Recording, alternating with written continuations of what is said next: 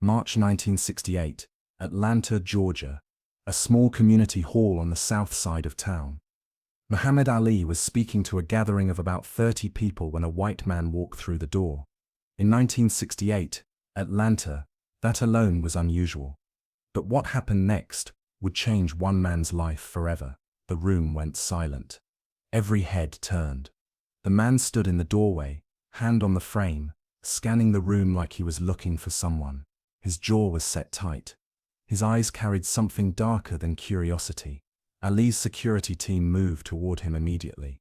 But Ali raised his hand. Wait, and then Ali did something nobody expected. He walked toward the man, extended his hand, and said two words that would break through 30 years of hate. But to understand why this moment was impossible, you need to know where both men were standing that day, not just physically, but in history. March 1968, 1 month before Martin Luther King would be assassinated. The country was burning. Riots in Detroit, violence in Memphis. The Black Panther Party was forming in Oakland. The Black Muslim movement. Ali's movement was under FBI surveillance. J. Edgar Hoover called them the greatest threat to American security. For a white man to walk into a black Muslim gathering wasn't just unusual, it was dangerous. For both sides, white supremacist groups had bombed churches, murdered civil rights workers, infiltrated meetings to gather intelligence for attacks. So when that man appeared in the doorway, every person in that room had the same thought: threat. But Ali saw something different, or maybe he chose to see something different. The man's name was Rob. We don't know his last name. He asked for privacy when he told his story years later. But what we do know is this: Robert was 34 years old, born in rural Georgia. His father had been in the Klan, his grandfather had been in the Klan, and Robert, at age 16, had joined too. By 1968, Robert had spent 18 years believing black people were inferior, 18 years believing integration would destroy America, 18 years being told that Muhammad Ali, this loud, proud black Muslim, who refused to fight for his country, was everything wrong with the world. And on that March evening, Robert came to that meeting to confirm what he'd been taught, to see if these people were as dangerous as he'd been told. He expected anger, acid hostility, expected to prove he was right. What he got was Muhammad Ali walking toward him with an open hand. Ali's team was frantic. One of his security men whispered loud enough for others to hear, "Champ, we don't know this man. Let us handle it." Ali kept walking. Robert stood frozen in the doorway. He'd worn a jacket specifically to hide what was underneath. Klan pamphlets in his inside pocket. Materials he carried everywhere like some men carry wallets.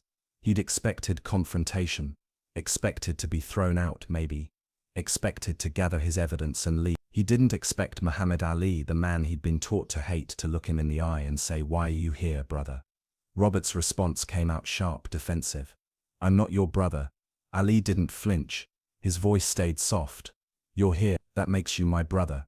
Now what?" The room was holding its breath. An elderly woman in the third row had her hand over her heart. Two security men flanked Ali at a distance. Tense. Ready. Everyone was waiting to see if this would explode. Robert's mouth opened. Closed. Opened again. Finally. "I came to see if you people are what they say you are." Ali tilted his head slightly. "And what do they say? That you hate white people? That you want us dead?" Ali's expression didn't change. No anger. No defensiveness. Just that steady gaze. "Brother, I don't hate you. I don't even know you. How can I hate someone I don't know?" Something in Robert's face flickered. Confusion. Maybe the first crack in 18 years of certainty. Ali took a step closer. "You came all the way here to see for yourself. That takes courage. Most people just believe what they're told. You wanted the truth. I respect that." And then Ali did something that would later keep Robert awake for weeks. He invited him to sit down. The room erupted in whispers. One man stood up, objecting loudly. "Champ, this ain't safe." He could be a lot of things. Ali interrupted, still looking at Robert. "But right now, he's a man with questions. And I got time for questions." Robert stood there, every muscle in his body tight. This wasn't the script. This wasn't how it was supposed to go. He was supposed to be rejected. proven right, allowed to leave with his beliefs intact. Instead, Ali was offering him a chair. For 11 seconds, someone later counted. Robert didn't move. Then slowly, like a man walking through water, he stepped inside. The door closed behind him, and he sat. What happened over the next 45 minutes? Most of it was never recorded. No cameras, no tape recorders, just 30 witnesses and 2 men talking. But those who were there remember pieces. They remember Ali asking Robert about his life, where he was from, if he had family, what he did for work. Robert answered in short sentences at first. Mechanic. 2 sons. Lived outside Atlanta. Ali listened. Really listened. Not the way someone listens while waiting to argue. The way someone listens when they actually want to understand. Then Ali asked the question that changed everything. You afraid of me? Robert looked up, startled. Should I be? I'm afraid of you. Robert's eyes went wide. What? Ali leaned forward slightly. You're here in my space. You could hurt people I love. Yeah, I'm afraid. But I'm more curious. Why do you hate me? I don't. Robert stopped. Started again. You're trying to destroy the country. Brother, I love this country. So much I refuse to bomb people I have no quarrel with. That's love. What's your love look like? Silence. Long silence. The kind that means someone's world is starting to tilt. Ali's voice got even softer. You got kids. 2 boys. What do you want for them? Good life. Safety. Opportunity. Ali nodded. Me too. For all kids. Black kids. White kids. Your boys. My future kids. We want the same thing, brother. Robert's jaw was working. His hands, which had been gripping the chair when he first sat down, were starting to relax. Or maybe shake. Hard to tell which. But they say you want to. They say a lot. Ali interrupted gently. I'm right here. Ask me. So Robert did. For the next half hour, he asked questions. Why did you refuse the draft? Why did you change your name? Do you really think white people are devils? And Ali answered. Honestly. Directly. Without rhetoric or performance. This wasn't Ali the showman. This was Muhammad from Louisville, talking to Robert from rural Georgia. 2 men in a room trying to find their way to truth. At one point, Ali asked, You think I'm a monster? Robert looked at him, really looked, and for the first time saw past the headlines. And the fear. He saw a man 26 years old, banned from boxing, facing prison, exhausted, but somehow impossibly still kind. No, Robert said quietly. No, you're not. Then who lied to you? The question hung in the air like smoke. Who lied to you? Not you're wrong. Not you're bad. Who lied to you? Robert's face started to crumble. His eyes were shining. His mouth was trembling. 34 years of being told who to hate, who to fear, what to believe. And in one evening, a man he'd been taught was the enemy, had shown him more respect than his own people ever had. I don't. Robert's voice broke. I don't know anymore. Ali reached across the space between them. Not to touch, the distance was too far. But the gesture was clear. An offering. A bridge. That's okay.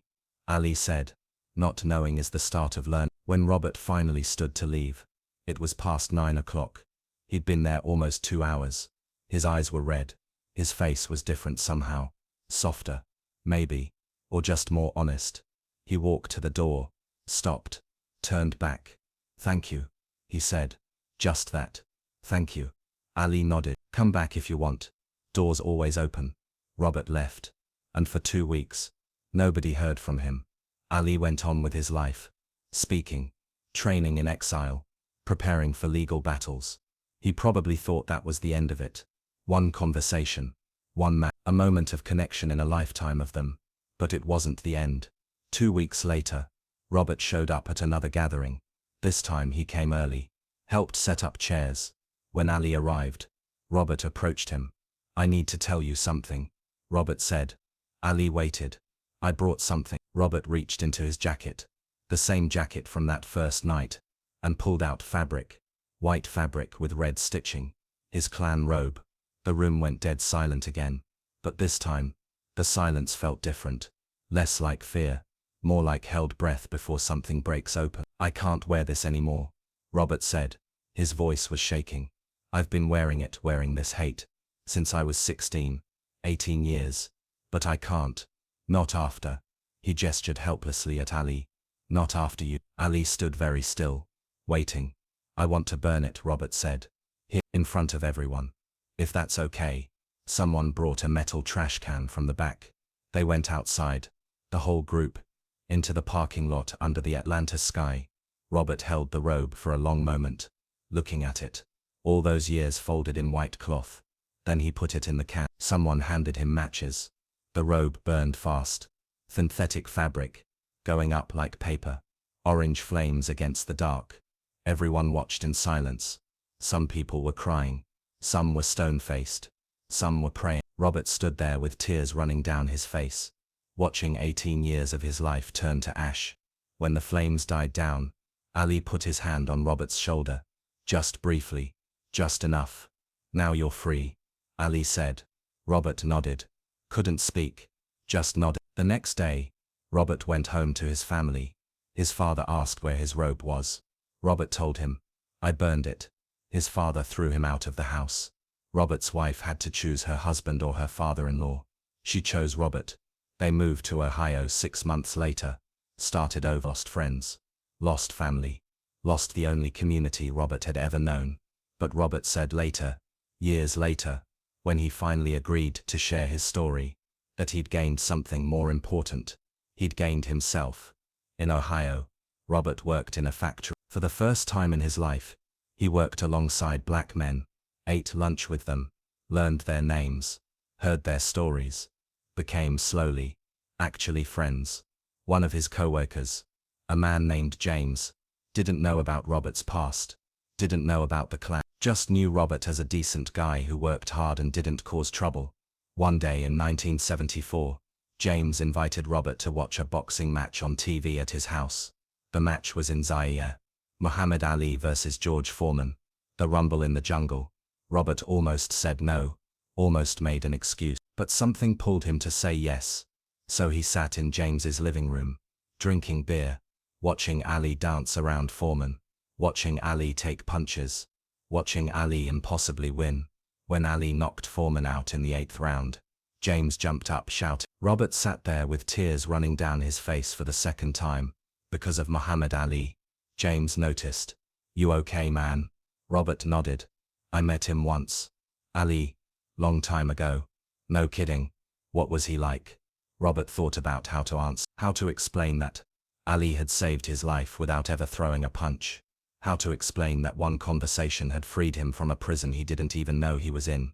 Finally, Robert just said, he was kind. In 1996, Robert was 62 years old. He'd been out of the Klan for 28 years, longer than he'd been in it. He was watching TV when he saw Muhammad Ali, trembling from Parkinson's, hands shaking like the Olympic torch in Atlanta, where it had started, where Ali had extended his hand to a man who came to hate him. Robert called his sons, both grown now, both raised without the poison he'd been fed. You see this? He asked them. This man saved my life. His younger son asked how. Robert told them the story, the whole story, about the meeting, the conversation, everything he'd never fully explained before. When he finished, his older son was quiet for a long time. Then, Dad, did you ever thank him? Really thank him?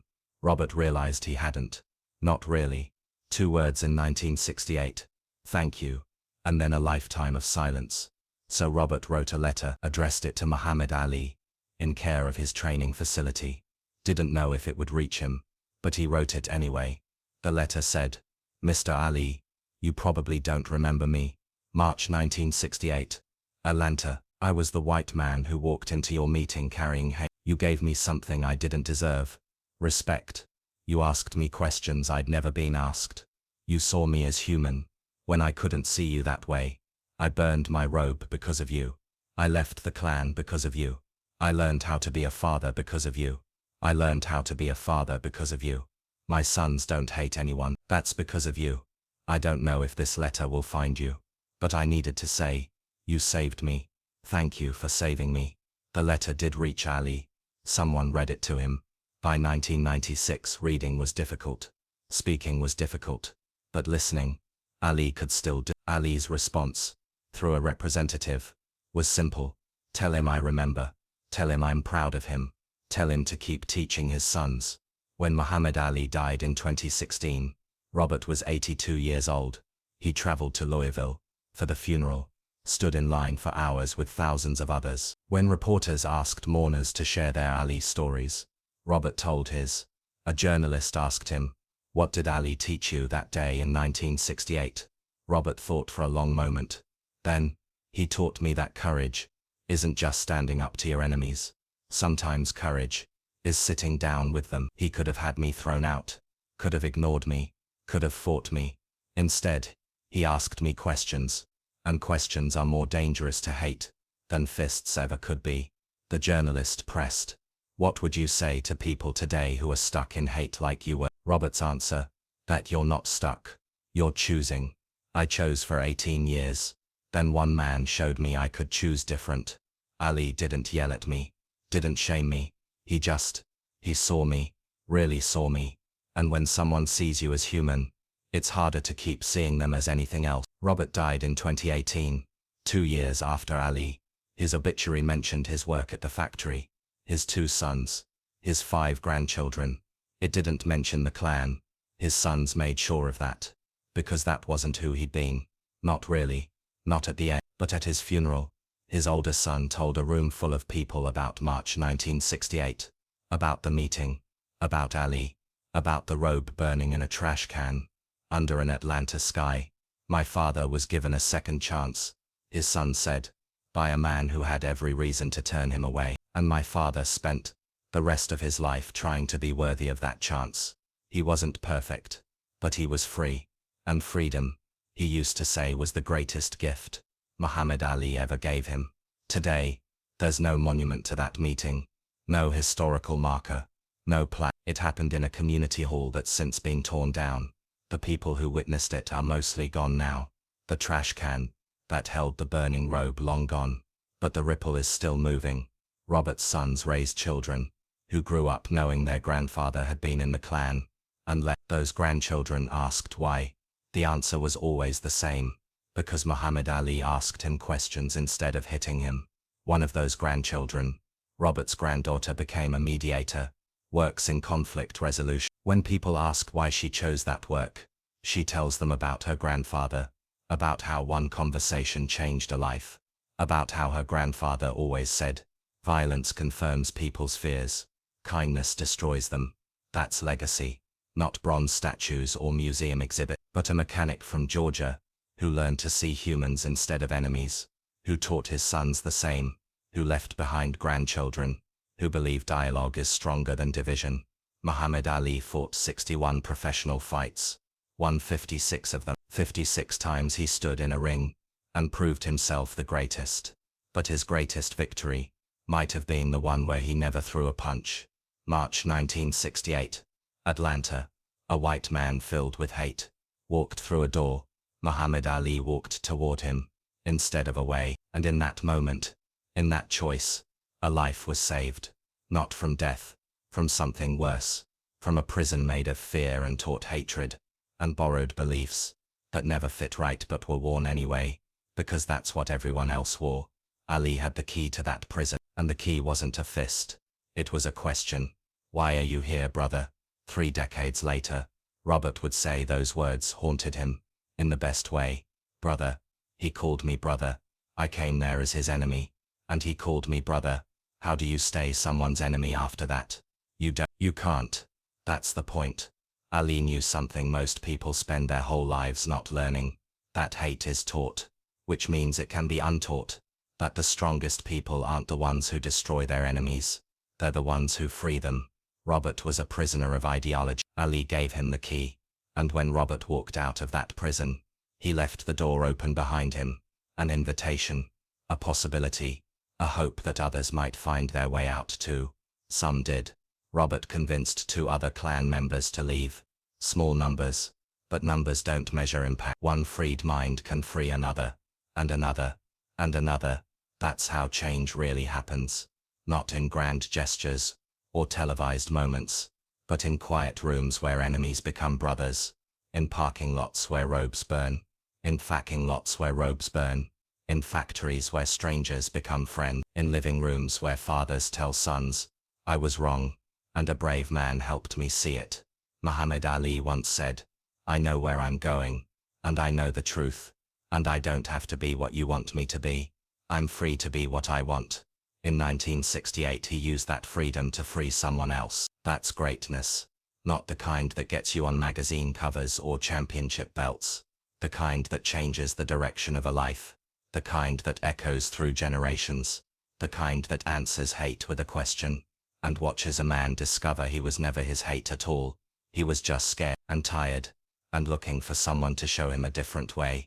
Muhammad Ali showed him, not by fighting, by asking, why are you here, brother? And with that question, a prisoner became free.